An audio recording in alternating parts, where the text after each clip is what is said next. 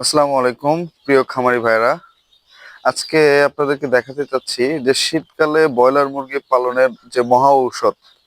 শীতকালে ব্রয়লার মুরগি পালনের ক্ষেত্রে যে সর্বপ্রথম যেটি দরকার এবং যেটির মাধ্যমে আপনারা বোর্ডিং করলে আপনার বোর্ডিংয়ে বাচ্চা 100% তাপ নিশ্চিত হবে। তো এই মহা ঔষধটা আজকে আপনাদের সাথে শেয়ার করব।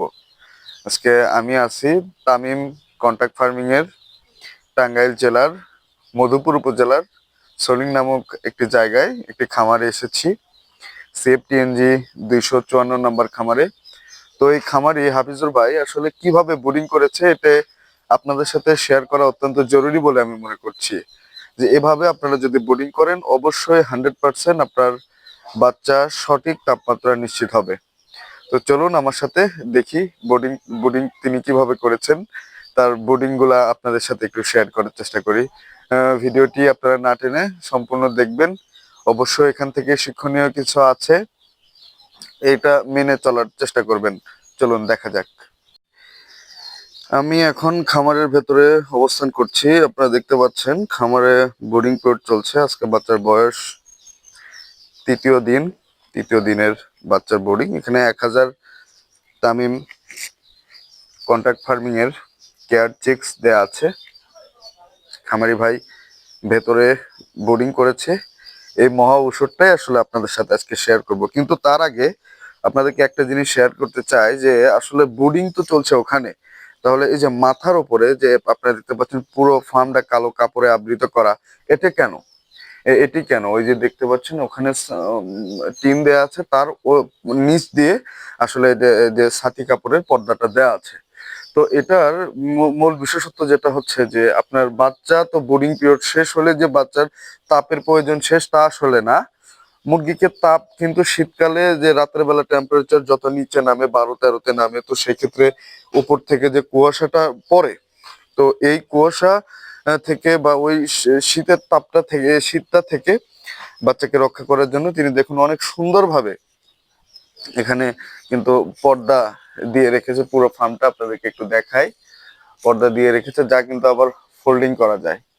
দিনের বেলা খুলে দেবে এবং রাতের বেলা এটা লাগাই দেবে। চলুন আমরা একটু ফার্মের ভেতরে প্রবেশ করি, দেখি যে তিনি বোর্ডিং এর ভেতরে কি করে রেখেছে। আমি এখন আছি বোর্ডিং এর ভেতরে। আসলে এই জায়গার বাইরে এখন কিন্তু সকাল 9:30 কি 10টা বাজবে আনুমানিক। তো এখানে বাইরের যে তাপমাত্রা তার থেকে অনেকটা ওয়ার্ম আমার ফিল হচ্ছে, অনেকটা গরম ফিল হচ্ছে এখানে। কারণ এখানকার টেম্পারেচার এখন আছে 28 ডিগ্রি সেলসিয়াস। বর্তমান এখানে আমি যেখানে অবস্থান করছি 28 ডিগ্রি বা 29 ডিগ্রি সামথিং এরকম হচ্ছে টেম্পারেচার আপ ডাউন করছে।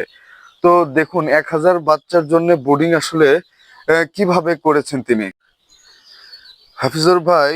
1000 বাচ্চার জন্য দেখুন এখানে 3টা বোর্ডার স্থাপন করেছে, যেখানে 300, 350 এবং 350 করে বাচ্চা আছে।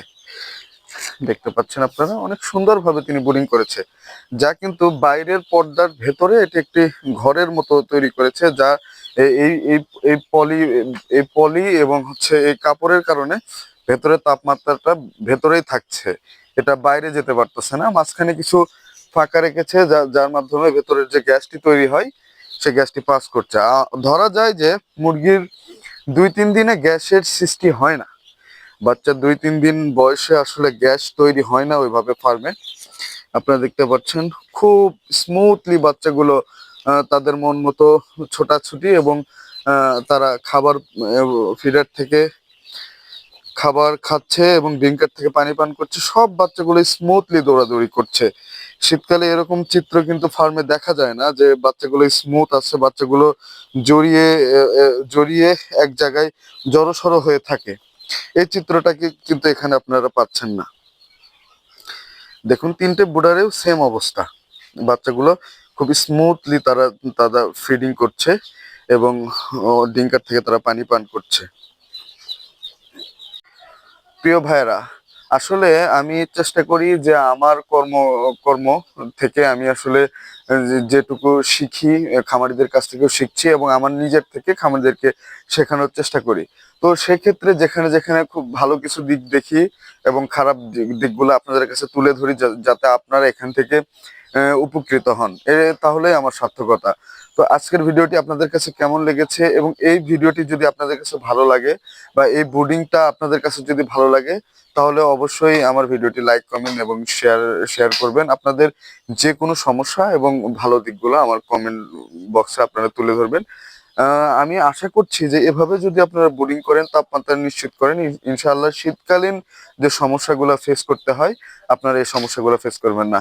ধন্যবাদ সবাইকে আমার ভিডিওটি সম্পূর্ণ দেখার জন্য। আবারও আপনাদের কাছে অসংখ্য ধন্যবাদ জ্ঞাপন করে আমার ভিডিওটি শেষ করছি। আসসালামু আলাইকুম ওয়া রাহমাতুল্লাহি ওয়া বারাকাতুহু।